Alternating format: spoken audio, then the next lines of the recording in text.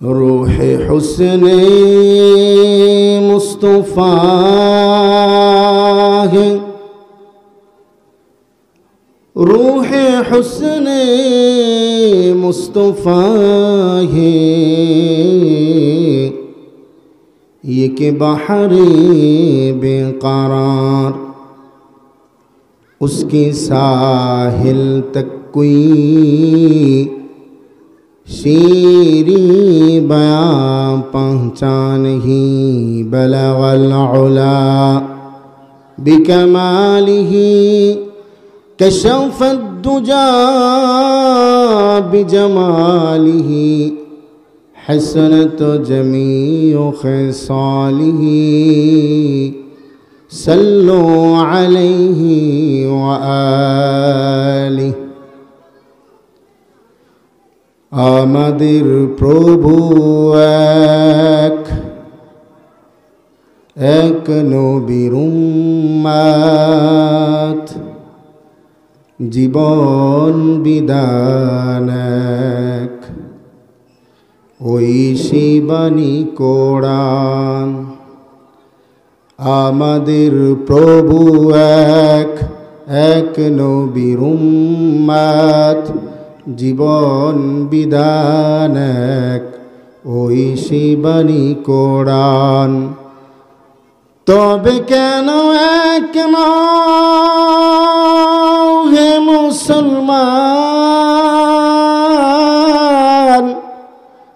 এক এক করিয়া আহ্বান।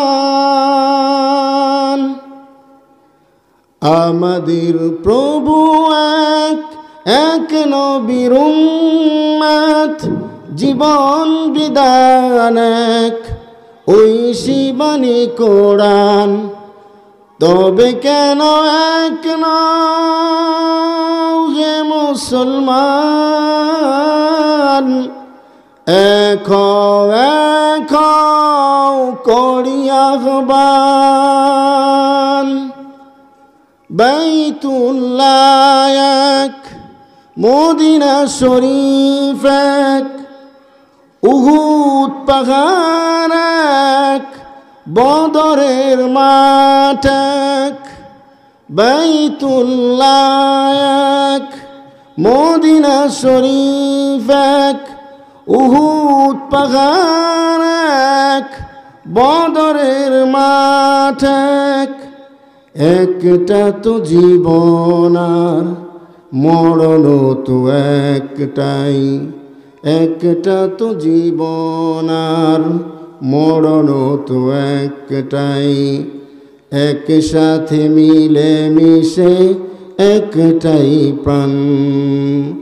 তবে কেন এক নও হে মুসলমান, এক এক করিয়া আহ্বান। হাসরের মাঠ এক, মিজানের মাপ এক, লৌহে মাহফুজ এক, পুলসিরাত এক।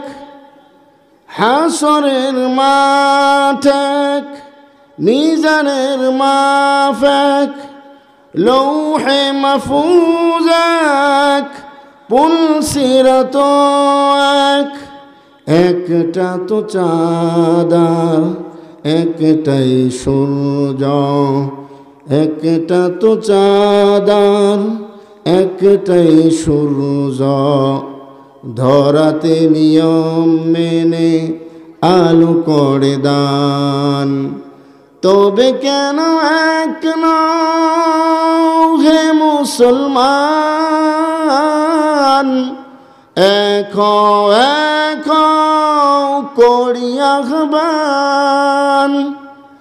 আমাদের প্রভু এক নবীর উম্মত, জীবন বিধান এক, জীবন বিধান এক, ওই শিবানী কোরআন। তবে কেন এক নও হে মুসলমান, এখো এখো করি আহ্বান। সকলেই বলেন আলহামদুলিল্লাহ। ডুমনি পশ্চিমপাড়া বাইতুল জান্নাত জামে মসজিদের উদ্যোগে ২৬তম বার্ষিক ওয়াজ ও দোয়ার মাহফিলের সম্মানিত সদর, আজকের মাহফিলের সভাপতি, প্রধান অতিথি, বিশেষ অতিথি, মঞ্চে উপবিষ্ট যুগের রাহবার উলামায়ে কেরাম, সম্মুখপানে দিনদার ইমানদার মুসলমান বাবারা, ভাইয়েরা, বন্ধুরা, পর্দার অন্তর আড়ালে অবস্থানরতা শ্রদ্ধাভাজন মা ও বোনেরা, সর্বপ্রথম রব্বে করিমের দরবারে কালিমাতুশ শুকুর আদায় করছি, যেই রব আমাদেরকে অতি মুবারকপূর্ণ এক সময় আল্লাহ সুবহানাহু ওয়া তাআলা দুনিয়ার শত ব্যস্ততা থাকার পরেও আল্লাহ তাআলা আমাদেরকে কোরআন ওয়ালাদের নিসবতে আল্লাহ সুবহানাহু ওয়া তাআলা দুনিয়ার সমস্ত কার্যাবলী থেকে ফারাক করে এই দামি মজলিস, যেই মজলিসের মধ্যে আল্লাহর রহমত নাজিল হয়, গুনাহ মাফ হয়, যেখানে বসলে আল্লাহ সুবহানাহু ওয়া তাআলা খুশি হন, যেই মজলিসে বসলে ঈমান তাজা হয়, এমন একটা দামি মজলিস আল্লাহ সুবহানাহু ওয়া তাআলা আমাদেরকে বসিয়ে দিয়েছেন। এতে আমরা খুশি না বেজার? তো রব্বে কারিমকে সকলেই খুশির আওয়াজটা শুনিয়ে দিয়ে সকলেই জোরে বলে আলহামদুলিল্লাহ।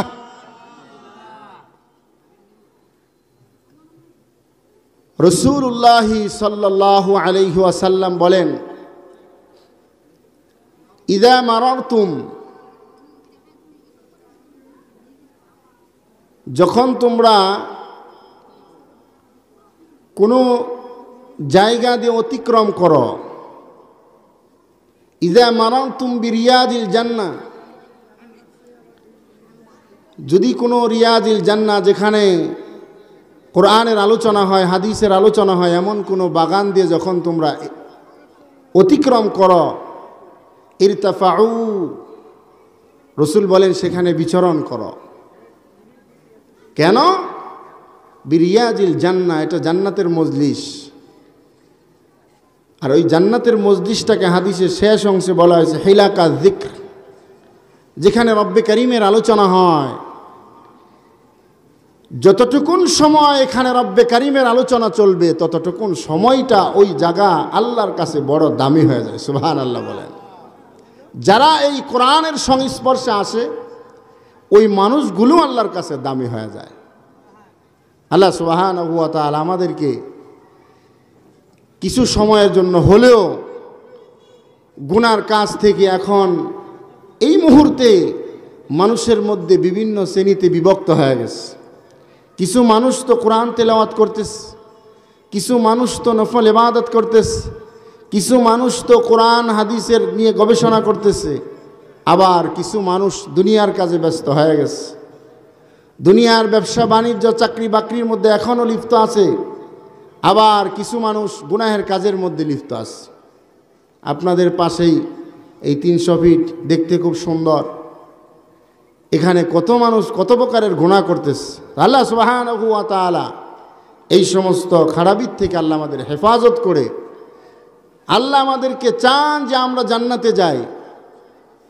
জান্নাতি মানুষ হওয়ার জন্য আল্লাহ সুবহানাহু ওয়া তাআলা কিছু সময় আমাদের ঈমানের ব্যাটারিকে চার্জ করার জন্য আল্লাহ তাআলা এই কোরআনের মজলিসে আমাদেরকে বসিয়ে দিয়েছেন। সকলেই বলে আলহামদুলিল্লাহ।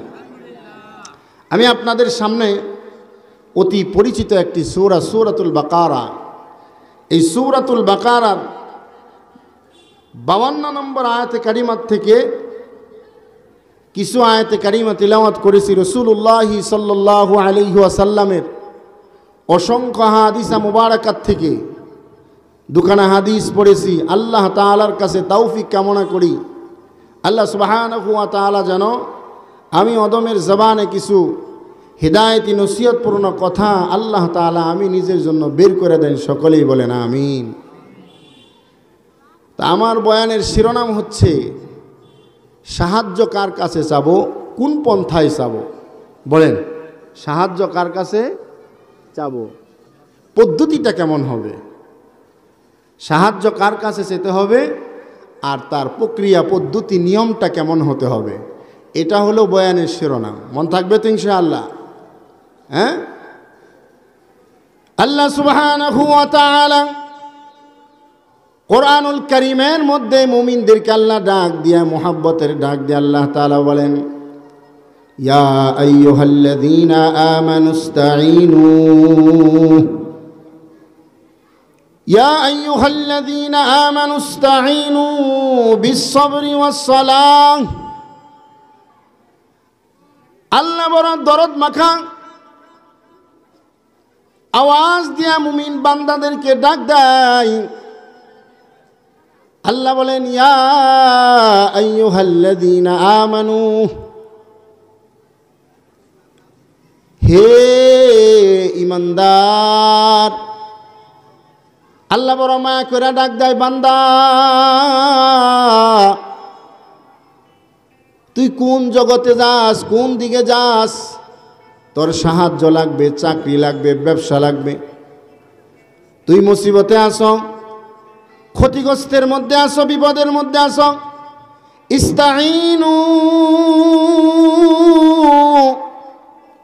অন্য জায়গায় যাইস না, আমি আল্লাহ তোমাকে ডাকতেছি, আয় আয়, ইয়া আইয়ুহাল্লাযীনা আমানুস্তাঈনু বিস-সাবরি ওয়াস-সালাহ। আল্লাহ কয়, কোন দিকে ঘুরো? আমি আল্লাহ সুবহানাহু ওয়া তাআলা তোমাকে সাহায্য করার জন্য তৈয়ার, খালি আমি রবের কাছে চাইবা। আল্লাহ তাআলা কোরআনের এক জায়গায় বলেন, ওয়াজাদাল্লাহু গফুরুর রহিমা। আল্লাহ তাআলা বলেন, তুমি ভুল করছো, নিজের উপর অন্যায় করছো, অবিচার করছো, গুনার কাজ করছো, নামাজ ছেড়ে দিয়েছো, খারাপ কাজ করেছো, অন্যায় করেছো, জিনা ব্যভিচার মদ খেয়েছো, দাঙ্গা হাঙ্গামা করেছো, অন্যদিকে যাইও না। ওয়াজাদাল্লাহু গফুরুর রহিমা। আল্লাহ কয়, এত অপরাধ করার পরও আমি রবের কাছে একটা দরওয়াজা আছে, আমি রবের কাছে আইসা সাহায্য চাও, প্রার্থনা করো। ওরে গোলাম, দুনিয়ার সব দরওয়াজা যখন বন্ধ হয়ে যায়, আমি রব আল্লাহর একটা দরওয়াজা আছে, যেই দরওয়াজা দিয়ে সকলেই ঢুকতে পারে। এমপিও ঢুকতে পারে, মন্ত্রীও ঢুকতে পারে, মৌলবীও ঢুকতে পারে, মুফতি সাহেবও ঢুকতে পারে, হাফেজ সাহেবও ঢুকতে পারে। একজন গাঞ্জাখুর, ইয়াবাখুর, জিনাখুর, বেঈমান, নিমক হারাম একজন অমুসলিম ওই দরওয়াজাতে ঢুকতে পারে। ওই দরওয়াজার নাম হলো ইস্তিগফার। আল্লাহ কয়, এই গোলাম, যখন সব দরওয়াজাগুলো বন্ধ হয়ে যায়, আমি রবের ওই মাগফিরাতের দরওয়াজাটা খুইলে আমি তোরে ডাকতে থাকি, আলা আলা মুস্তাগফিরিন ফাগফির আলাহ। আল্লাহু আকবার বলেন। আল্লাহ তাআলা দরদ মাইখা ডাক দেয়, আয় বান্দা, আলা মিন মুস্তাগফিরিন ফাগফির আলাহ। তোমাকে আমি সুন্দর করে, মার গর্বে সুন্দর করে তোমাকে আকৃতি দিয়ে আমি আল্লাহ বানাইলাম। সুন্দর করে বানানোর পরে দুনিয়ার সৌন্দর্য তোমাকে দেখাইলাম। একদিন থেকে নিয়ে 70 বছর সুন্দর দুনিয়ার চাকচিক্য দেখছো, কিন্তু একবারও আমি রবকে আল্লাহ কয়ে ডাক দাও নাই। আমি আল্লাহ তোমার ডাকি, আয় আয়। মাগফিরাতের দরওয়াজা খুলে আল্লাহ বলেন, আলা মিন মুস্তাগফিরিন ফাগফির আলাহ। তোর যদি কোনো সাহায্য লাগে, ক্ষমার সাহায্য লাগবে, তো আমি রব তো দরজা খুইলা আছে, আমার কাছে আয়। সুবহানাল্লাহ কইতেন না? দুনিয়ার বুকে কোনো অপরাধীকে কেউ ডাকে না, অপরাধীকে ডাকে শাস্তি দেওয়ার জন্য। কেউ যদি কারোর উপর অপরাধ করে, অপরাধীকে ডাকে শাস্তি দেওয়ার জন্য, কিন্তু আমার আল্লাহ তাআলা অপরাধীদেরকে ডাকে। আল্লাহ বলেন, লা তাকনাতু মির রাহমাতিল্লাহ। আল্লাহু আকবার বলেন। আল্লাহ তাআলা ডাক দেয়া বলেন, তুমি নামাজ ছাড়ছো, রোজা ছাড়ছো, হজ করো নাই, যাকাত দাও নাই, তোমার এই আজকে ডুমনির মাহফিল থেকে বুঝা আসছে অন্যায় করছি। আল্লাহ তাআলা বলেন, এই যে তোমার বুঝ এসে গেছে, যে আমি আমার নফসের উপর জুলুম করছি, এত বছর আল্লাহ আমাকে সুস্থ রাখলেন, আমি তো তাকায় দেখি আমার বাড়ির আশপাশে কত মানুষকে আল্লাহ প্যারালাইসিস করে থুইছি। কিছুদিন আগেও লোকটা ভালো ছিল, এখন আর হাঁটতে পারে না। কিন্তু আল্লাহ তাআলা আমাকে এত সুন্দর নিয়ামত দেওয়ার পরে আমি আমার রবকে সেজদা দেই নাই। রব ওই সমস্ত বান্দাদেরকে যখন দুনিয়ার সব দরওয়াজা বন্ধ হয়ে যায়, আমার রব আল্লাহ, জোরে একটা ডাক দেন না আল্লাহ। আমার রব আল্লাহ ওই সময় আরশে আজিমে বৈশা বান্দাকে ডাকতে থাকে, আলামিন মুস্তাগফিরিন ফাগফির আলাহ। আই গোলাম, আমি আল্লাহ তাআলা এই মাগফিরাতের দরওয়াজা খুলে বসে আছি, আয় আমি আল্লাহর কাছে মাফ চাও, আমি আল্লাহ তোমারে মাফ করে দেব। আলামিন মুস্তারজিকিন ফারজুকালাহ। কার ঘরে খাওয়ার নাই, কার চাকরি নাই, কার সন্তান বিবাহ হয় না, কার ঘরে কোন পেরেশানি, কার কত রিজিক লাগবে, চাইবেন কার কাছে? জুড়ে বলেন কার কাছে? আল্লাহ সুবহানাহু ওয়া তাআলা কোরআনের এক আয়াতে বলেন, মুহাম্মাদুর রাসূলুল্লাহ সাল্লাল্লাহু আলাইহি ওয়াসাল্লামকে বলেন, ওয়ামুর আহলাকা বিসসালাহ, আপনি আপনার পরিবারকে নামাজের আদেশ করেন, ওয়াস্তাবির আলাইহা, আর এটার উপর অটল থাকতে বলেন। নাহনু নারযুক, সুবহানাল্লাহ কোন, রিজিকের টেনশন করতে হবে না, আমি আল্লাহ তাদেরকে রিজিক দিব। আল্লাহু আকবার বলেন। লাহনু নারযুকাকা, আমি তো তোমাদের কাছে কোনো রিজিক চাই না, আমি আল্লাহর কোনো ব্যাংক ব্যালেন্স বাড়ি গাড়ির কোনো কিছু দরকার নাই। দুনিয়াতে দেখেন না একটা বাবা তার সন্তানদের সুখের জন্য নিজের গোটা জিন্দেগি শেষ করে দেয়। এজন্য আল্লাহ তাআলা কোরআনের এই সূরাতুল বাকারার আয়াতে ডাক দিয়া বলেন, তোমার যত প্রকারের সাহায্য লাগবে মুমিন, ইয়া আইয়ুহাল্লাযীনা আমানুস্তাঈনু, ইয়া আইয়ুহাল্লাযীনা আমানুস্তাঈনু। আল্লাহ কয় মুমিন তোমার যদি সাহায্য লাগে, ইস্তাঈনু, তোমরা সাহায্য চাও। সাহায্য কার কাছে চাইবে? জোরে আওয়াজ দিয়ে বলেন, সাহায্য করেনেওয়ালা কে? আল্লাহ ছাড়া দুনিয়ার মধ্যে সাহায্য করেনেওয়ালা কেউ নাই। আপনি যত জায়গায় যাবেন, যদি আল্লাহ ছাড়া কেউ সাহায্যকারী থাকতো তো দুনিয়ার থেকে কেউ কিন্তু কবর দেশে যাইতো না। যাইতো? কত হসপিটাল, ডক্টর আছে, ভালো ভালো আধুনিক চিকিৎসা আছে। উস্তাদজি আমার পূর্বেই বলছেন, আইনামা ইউদরিকুমুল মাউত ওয়ালা কুনতুম ফি বুরুজিন মুশাইয়াদা। সীসা ডালা পাঁচিরের মধ্যেও যদি ডুইকা থাকো,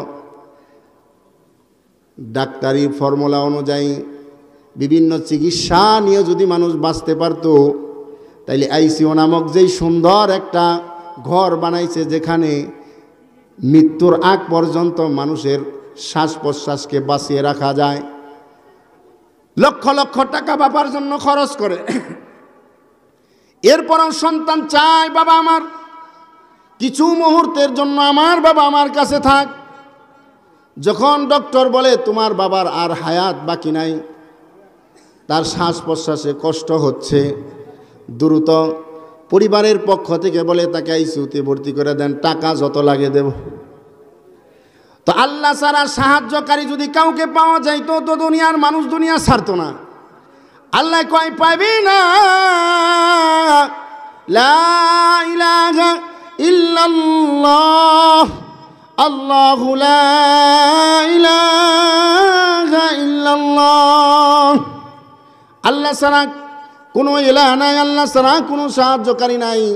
আল্লাহ সুবহানাহু ওয়া তাআলা মুমিনদেরকে সুন্দর করে ডাক দেয়, কত দরদ মাখা ডাক দেয়। আল্লাহ তাআলা বলেন, মুমিন তোমার সাহায্যের দরকার, তো সাহায্য চাও দুইটা পন্থার মাধ্যমে। কয়টা পন্থার মাধ্যমে? একটু আওয়াজ দেয়া বলেন, কয়টা? ইস্তাঈনু ইস্তাঈনু বিস-সাবরি ওয়াস-সালাহ।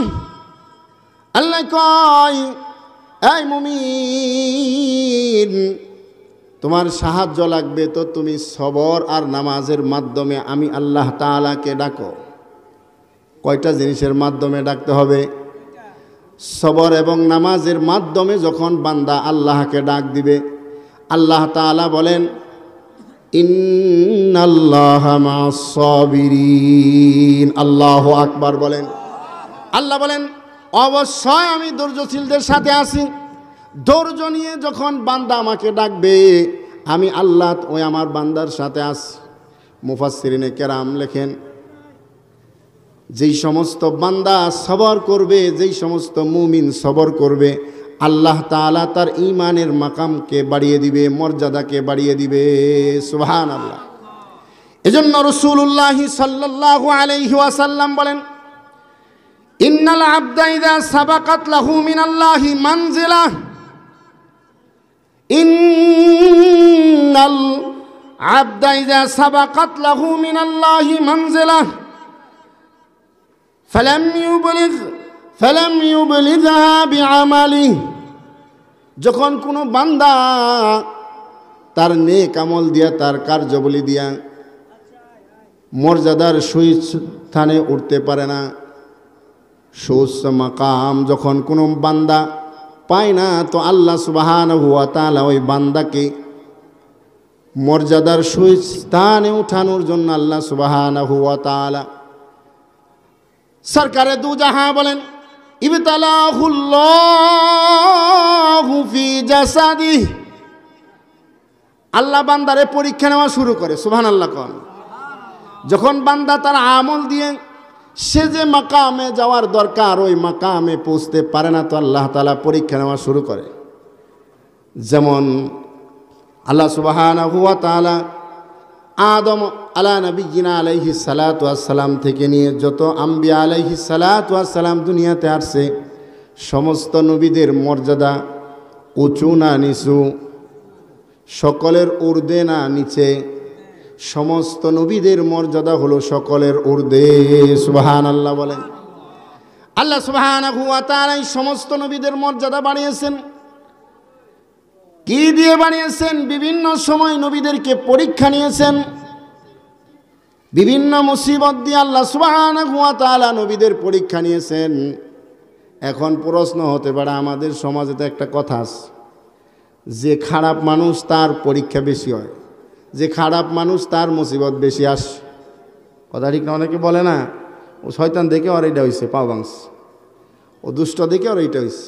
না, আল্লাহ তাআলা অনেক সময় বান্দাকে সতর্ক করার জন্য কিছু বালা মুসিবত দেন, আবার কিছু বান্দার মর্যাদাকে উঁচু করার জন্য আল্লাহ তাআলা কিছু মুসিবত দেন।